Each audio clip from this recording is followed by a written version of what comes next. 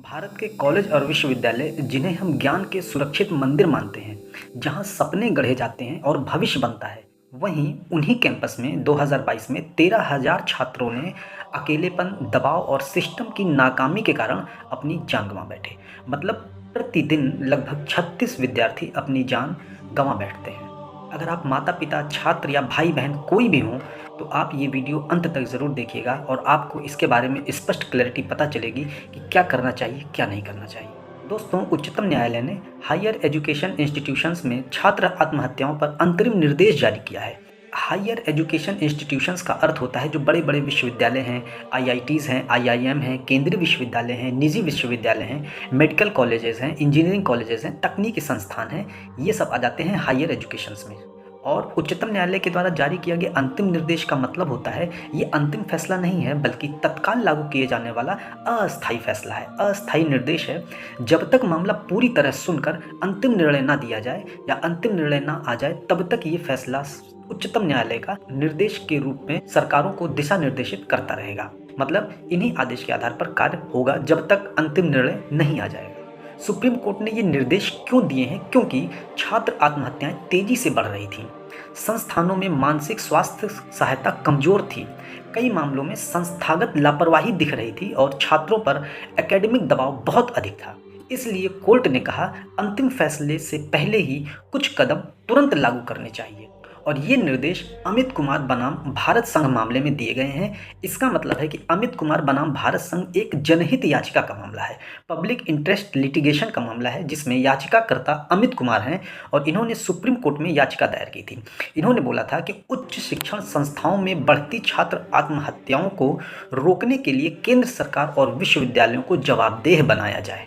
इस मामले में सुप्रीम कोर्ट ने केंद्र सरकार से जवाब तलब मांगा है, विशेषज्ञों की रिपोर्टें देखी हैं और फिर अंतरिम निर्देश जारी किया है। अर्थात यह पूरा मामला छात्र मानसिक स्वास्थ्य और आत्महत्या रोकथाम से जुड़ा हुआ है। निर्देश 2025 में गठित राष्ट्रीय कार्यबल एनटीएफ नेशनल टास्क फोर्स के सुझावों पर आधारित है। इसका मतलब है कि सुप्रीम कोर्ट ने 2025 में एक नेशनल टास्क फोर्स बनाया था। इसमें कौन कौन शामिल थे नेशनल टास्क फोर्स में, देख लेते हैं। इसमें मनोचिकित्सक थे, मनोवैज्ञानिक थे, शिक्षा विशेषज्ञ थे, समाजशास्त्री थे और प्रशासनिक अधिकारी थे। नेशनल टास्क फोर्स का उद्देश्य क्या था? यह पता लगाना कि छात्र आत्महत्याएं क्यों बढ़ रही हैं, संस्थानों में क्या कमियां हैं, क्या नीतिगत बदलाव होने चाहिए। और इन पर एनटीएफ नेशनल टास्क फोर्स ने सुझाव दिया कि हर कॉलेज में काउंसलिंग सेंटर होना चाहिए, प्रशिक्षित मनोवैज्ञानिक होने चाहिए, 24/7 हेल्पलाइन होनी चाहिए, रैगिंग पर सख्त रोक होनी चाहिए, भेदभाव चाहे वो जाति हो, चाहे आर्थिक आधारित हो, चाहे जाति आधारित हो, चाहे भाषाई आधारित हो, चाहे लैंगिक आधारित हो, चाहे धार्मिक आधारित हो, किसी भी प्रकार का नस्लीय भेदभाव आधारित हो, वो सब खत्म होना चाहिए। छात्रों पर अनावश्यक अकादमिक दबाव भी कम होना चाहिए। सुप्रीम कोर्ट के जो अंतरिम निर्देश हैं वो इन्हीं के सुझावों पर आधारित हैं। 15 से 29 आयु वर्ग में आत्महत्या मृत्यु का प्रमुख कारण है। एसआरएस का अर्थ है कि सैंपल रजिस्ट्रेशन सिस्टम। यह भारत में जन्म और मृत्यु के कारणों का आधिकारिक आंकड़ा संग्रह करता है।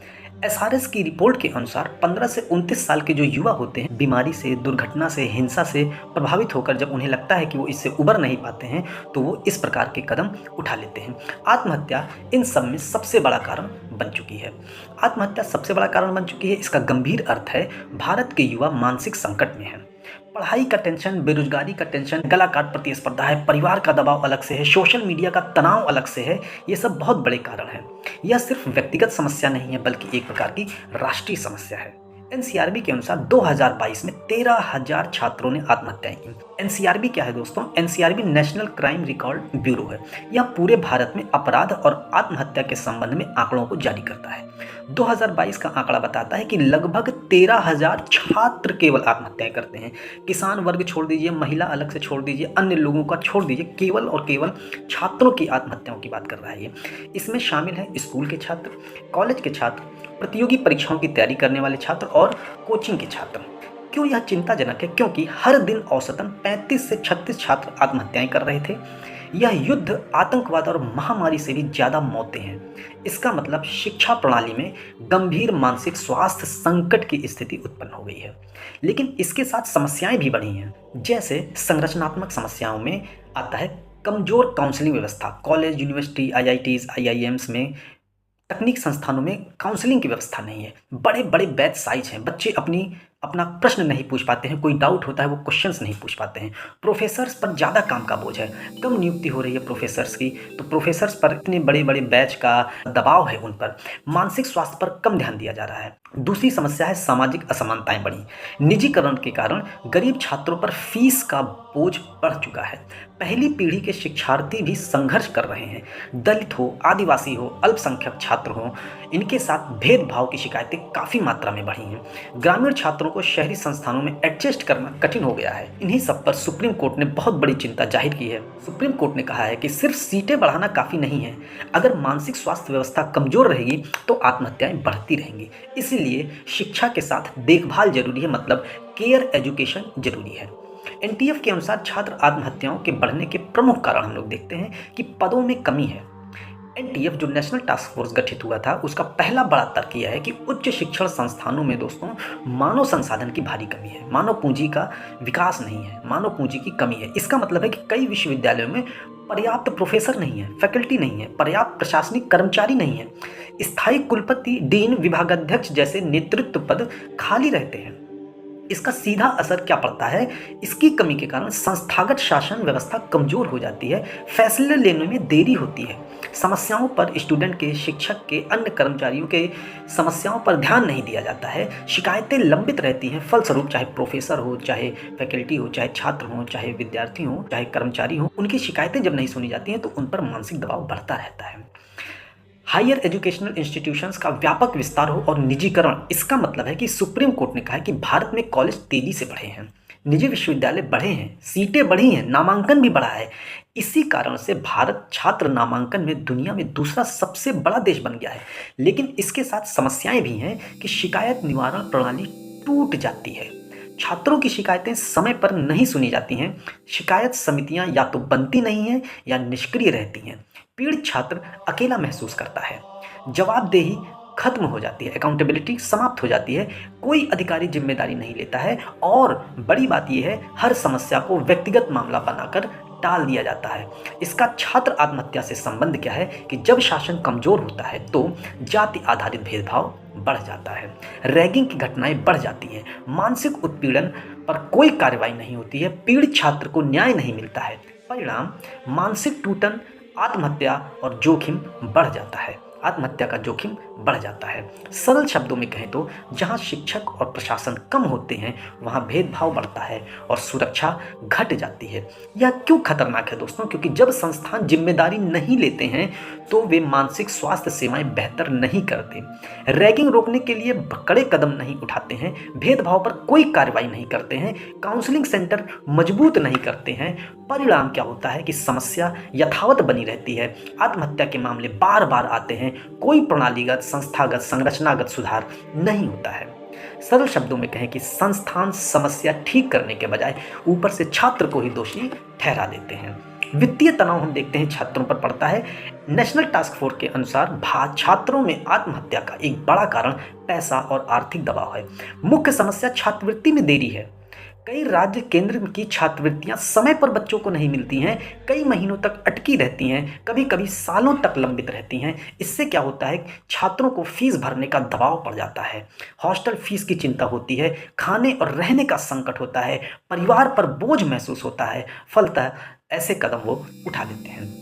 संस्थागत जिम्मेदारी का अभाव होता है।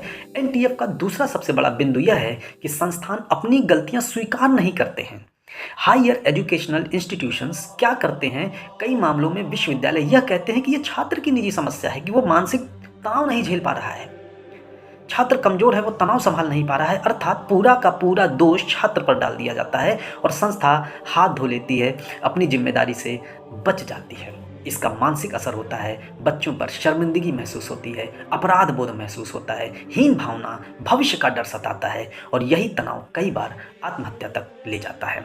सरल शब्दों में कहें तो पढ़ाई का दबाव बढ़ता है, पैसे की चिंता बढ़ती है, बराबर खतरनाक मानसिक दबाव बढ़ता है। हमारा ढांचा विखंडित हो चुका है, मतलब नेशनल टास्क फोर्स कहता है कि भारत में आत्महत्या रोकथाम से जुड़े नियम बिखरे हुए हैं। अलग अलग दस्तावेजों में अलग अलग बातें हैं। UGC regulations, NEP 2020, national suicide prevention strategy, mental health care act 2017, ये सब मौजूद तो हैं लेकिन आपस में जुड़े नहीं हैं। एकीकृत नीति नहीं है, अलग अलग मंत्रालय हैं, संस्थाएं हैं, अलग अलग काम करती हैं। एक दूसरे की संस्थाओं के नियम दूसरी संस्थाओं के नियम पर ओवरलैप कर जाते हैं, फलतः कोई नियम लागू नहीं हो पाता है। इसका नुकसान होता है, कोई एक स्पष्ट जिम्मेदार एजेंसी नहीं है, दिशा निर्देश में तालमेल नहीं है, विश्वविद्यालय भ्रमित रहते हैं कि किस नियम का पालन किया जाए। कमजोर प्रवर्तन है, नीतियों का, नियमों का प्रभावितापूर्ण, दक्षतापूर्ण क्रियान्वयन नहीं हो पाता है। कानून तो है लेकिन कमजोर है। उदाहरण, रैगिंग विरोधी कानून है फिर भी रैगिंग होती है। मानसिक स्वास्थ्य अधिनियम है, कॉलेजों में काउंसलर नहीं है। लेकिन आत्महत्या रोकथाम रणनीति तो है परंतु जमीन पर बहुत कम काम होता है।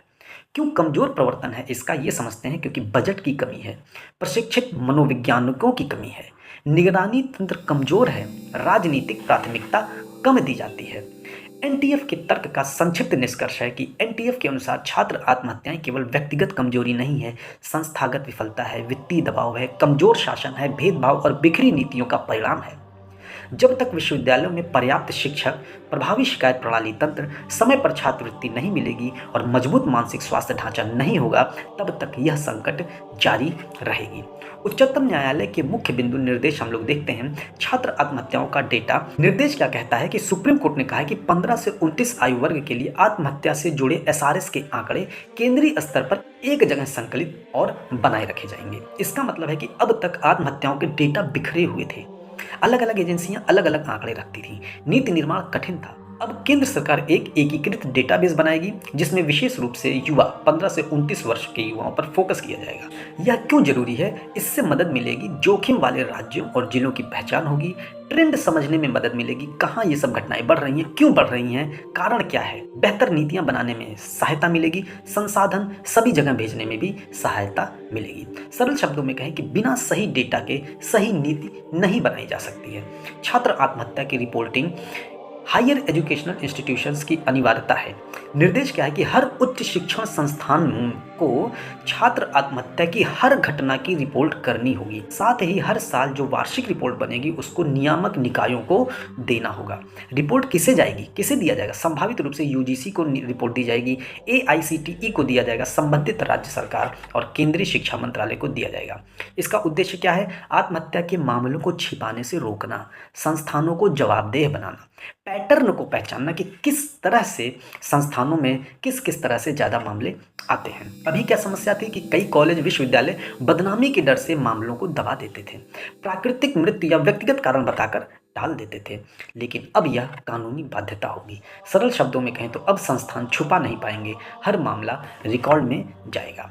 सुप्रीम कोर्ट ने कहा है कि 4 महीनों के भीतर निम्न पद भरे जाएं: कुलपति, रजिस्ट्रार, डीन, विभागाध्यक्ष, स्थायी प्रोफेसर और प्रमुख प्रशासनिक अधिकारी। यह क्यों महत्वपूर्ण है? अगर ये पद खाली रहते हैं तो निर्णय लेने में देरी होती है, शिकायतें लंबित रहती हैं, छात्रों की समस्याएं अनसुनी रहती हैं, भेदभाव और रैगिंग पर कार्रवाई नहीं होती है, फलतः छात्र आत्महत्या से संबंध इसका हो जाता है। और जब प्रशासन कमजोर होता है तो छात्र असुरक्षित, असहज महसूस करते हैं, उत्पीड़न बढ़ता है, मानसिक दबाव बढ़ता है, आत्महत्याओं का जोखिम भी बढ़ जाता है। सरल शब्दों में कहें, बिना सक्षम नेतृत्व के सुरक्षित कैंपस संभव नहीं है। इसका उद्देश्य है रैगिंग को रोकना, शिकायतों पर तुरंत कार्रवाई करना और दोषियों को दंडित करना। एक भेदभाव विरोधी अधिकारी का गठन किया जाएगा जिसमें जाति आधारित भेदभाव, भाषा आधारित भेदभाव, क्षेत्रीय भेदभाव, आर्थिक भेदभाव, किसी भी प्रकार के भेदभाव पर रोक लगेगा और इनकी क्या भूमिका होगी? शिकायतों को सुनना, जांच करना और प्रशासन को रिपोर्ट देना। आंतरिक शिकायत समिति का गठन किया जाएगा। इसमें विशेष रूप से यौन उत्पीड़न, मानसिक उत्पीड़न, भेदभाव और दुर्व्यवहार से जुड़े मामले होंगे। आंतरिक शिकायत समिति का होना ये कानून में तो पहले से था, लेकिन कई संस्थानों में यह केवल नाम मात्र थी। अब इसे अनिवार्य और क्रियाशील बनाना होगा। सरल शब्दों में कहें तो कागज की समितियां नहीं, अब वास्तविक कार्यकारी चाहिए। प्रत्येक आवासीय उच्च शिक्षण संस्थानों में योग्य चिकित्सा सहायता भी होनी चाहिए। इसका मतलब हर आवासीय विश्वविद्यालय, कॉलेजों, संस्थानों में योग्य डॉक्टर होंगे, प्रशिक्षित काउंसलर होने चाहिए, मानसिक स्वास्थ्य विशेषज्ञ होने चाहिए और 24/7 स्वास्थ्य सुविधाएं होनी चाहिए। क्यों जरूरी है ये? क्योंकि हॉस्टल में रहने वाले छात्र परिवार, घर, अपने माहौल से दूर रहते हैं, तनाव, अवसाद, अकेलापन, एकांकीपन के शिकार हो सकते हैं, उनमें पहचान का संकट भी उत्पन्न हो सकता है। तुरंत मदद ना मिली तो संकट और भी बढ़ सकता है। इसका व्यवहारिक असर होगा। अब संस्थानों को स्वास्थ्य केंद्र बनाना होगा, मनोवैज्ञानिकों की नियुक्ति करनी होगी, हेल्पलाइन उनको शुरू करनी होगी। मौजूदा विनियमों का सख्त अनुपालन समितियों के लिए अनिवार्यता है। सुप्रीम कोर्ट ने साफ कहा है कि निम्न व्यवस्थाएं कागज पर नहीं, जमीन पर लागू होनी चाहिए। और रैगिंग विरोधी समिति और दस्ते का हर HEI में गठन होना चाहिए। एंटी रैगिंग कमेटी और एंटी रैगिंग स्क्वाड का गठन अनिवार्य होगा। छात्रवृत्ति से संबंधित लंबित मामलों का 4 महीनों के भीतर निपटारा करना चाहिए। समस्या क्या थी? कई छात्रवृत्तियां महीनों तक अटकी रहती थीं। गरीब, SC, ST, OBC, EWS, अन्य वंचित वर्ग के छात्रों पर भारी आर्थिक बोझ पड़ता था, आर्थिक तनाव पड़ता था और फीस ना भर पाने का डर उनको हमेशा सताता था, जो कि उनकी शिक्षण क्षेत्र में भी प्रभाविता को कमजोर करता था।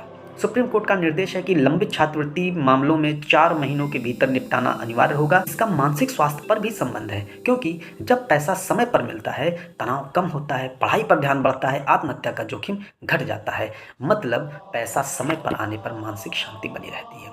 सुप्रीम कोर्ट के निर्देश का समग्र विश्लेषण अगर करें तो छात्र आत्महत्या केवल व्यक्तिगत समस्या नहीं है, बल्कि संस्थागत विफलता है। इसीलिए कॉलेज में मजबूत प्रशासन, प्रभावी शिकायत तंत्र, समय पर छात्रवृत्ति और उचित मानसिक स्वास्थ्य सहायता अनिवार्य है। तो दोस्तों, आपको ये जानकारी कैसी लगी कमेंट बॉक्स में ज़रूर बताइएगा। और अगर आप चाहते हैं कि ये सारी व्यवस्थाएं सही तरीके से लागू हो तो कमेंट में अपनी राय ज़रूर दीजिएगा। और अगर चैनल को सब्सक्राइब नहीं किए हैं तो सब्सक्राइब भी कर लीजिएगा। धन्यवाद। जय हिंद, जय भारत।